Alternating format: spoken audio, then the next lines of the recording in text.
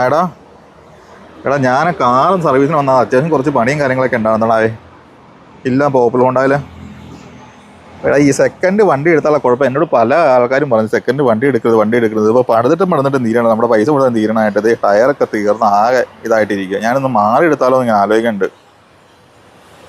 അല്ലടാ ഇപ്പോൾ GSTയുടെ പ്രൈസും കാര്യങ്ങളൊക്കെ പറഞ്ഞിട്ട് ഓഫറും കാര്യങ്ങളൊക്കെ എന്തൊക്കെ എല്ലാ കമ്പനിയും കാര്യങ്ങളൊക്കെ കൊടുക്കുന്നുണ്ടല്ലോ. അല്ല ഞാനിപ്പോൾ പുല്ലുവെളിയിൽ പോപ്പുലറായിരിക്കണേ നോട്ടീസ്. ഇത് തേടി വള്ളി കാലി ചുറ്റിന്ന് പറഞ്ഞാൽ അല്ലടാ ഇതിനകത്തൊരു നോട്ടീസ് ഇരിക്കണം, ഗോൾഡൻ ചാൻസ് GST കുത്തനെ താഴത്തേക്ക് എന്ന് പറഞ്ഞുകൊണ്ട്. അല്ലടാ ഈ ഷോറൂമിൽ വണ്ടി നമ്മൾ സർവീസിന് കൊടുത്താൽ അപ്പോൾ അതിൻ്റെ മുഖത്ത് ഒരു നോട്ടീസ് കിടന്നാ. എടാ എന്നാൽ ഞാൻ കയറി നോക്കട്ടെ, എക്സ്ട്രാ എങ്ങനെയുണ്ടോ വണ്ടി ആണോ?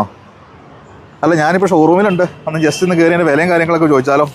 അപ്പോൾ ഇതിന് നമുക്ക് എത്ര രൂപ കിട്ടും എങ്ങനെയാണെന്നൊന്നും അറിയത്തില്ലല്ലോ. അതൊക്കെ ചോദിച്ചു നോക്കാം സാറേ, നമുക്ക് കൊത്തിൽ ഒതുങ്ങുമോ, നമുക്ക് എടുക്കാൻ പറ്റുമോ എന്നൊക്കെ ഒന്ന് അറിയണ്ടേ. അല്ല നീ ഇപ്പം വരാമോ? ഞാൻ ജസ്റ്റ് ഒന്ന് കയറി നോക്കാം, എന്നിട്ട് ഇവരെന്നെ പറയണേ ഞാൻ നോക്കട്ടെ. എന്നാൽ ശരി.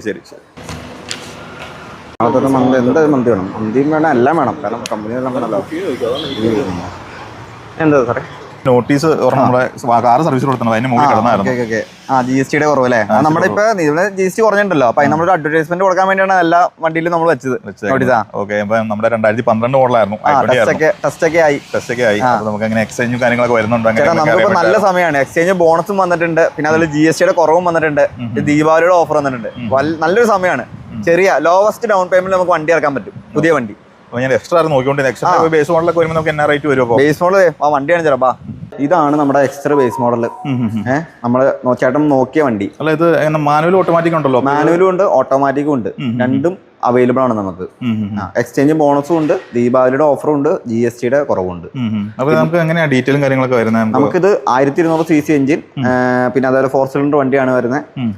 ഓട്ടോമാറ്റിക് ആണ്, AMT ട്രാൻസ്മിഷൻ ആണ്, പിന്നെ അതേപോലെ LSH കൺട്രോൾ എല്ലാം നമുക്ക് അവൈലബിൾ ആണ്. നമുക്ക് 7 ലക്ഷം രൂപ റേഞ്ചിൽ നമുക്ക് ഈ എക്സിൽ എടുക്കാൻ പറ്റും. ബേസ് മോഡൽ ഇത് വരുന്ന ബേസ് മോഡലാണ് വരുന്നത്. ബേസ് മോഡൽ വരുന്നു 7 ലക്ഷം രൂപ താഴെ നമുക്ക് ബേസ് മോഡൽ എടുക്കാം. മാനുവല് 7.5 ലക്ഷം രൂപയ്ക്ക് നമുക്ക് ഓട്ടോമാറ്റിക് എക്സിൽ എടുക്കാം. വിത്ത് ദീപാവലി ഓഫർ, എക്സ്ചേഞ്ച് ബോണസ് അടക്കം ആ റേറ്റ് നമുക്ക് എടുക്കാൻ പറ്റും.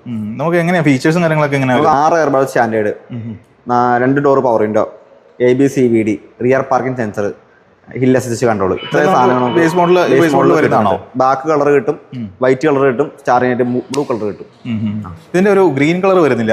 ഗ്രീൻ കളർ നമുക്ക് സെക്കൻഡ് വേരിയന്റ് തൊട്ട് അവൈലബിൾ ആണ്. സെക്കൻഡ് വേരിയന്റ് എത്ര വേരിയന്റ് ഉണ്ട്? മൊത്തം 7-8 വേരിയന്റ്സ് വരുന്നുണ്ട് എക്സർ തന്നെ. ഇത് ബേസ് മോഡൽ, ഇതിന് മേലായിട്ട് ഓരോ വേരിയന്റ് SX ഓപ്ഷൻ കണക്ട്, ഇങ്ങനെ 3 വേരിയന്റ്സ് വരും. അപ്പൊ എനിക്ക് ഓട്ടോമാറ്റിക് വണ്ടി കൊണ്ടാണ് കുറച്ച് താല്പര്യം. ഇപ്പൊ എല്ലാവരും ഓട്ടോമാറ്റിക് വണ്ടിയാണല്ലോ എടുക്കുന്നത്.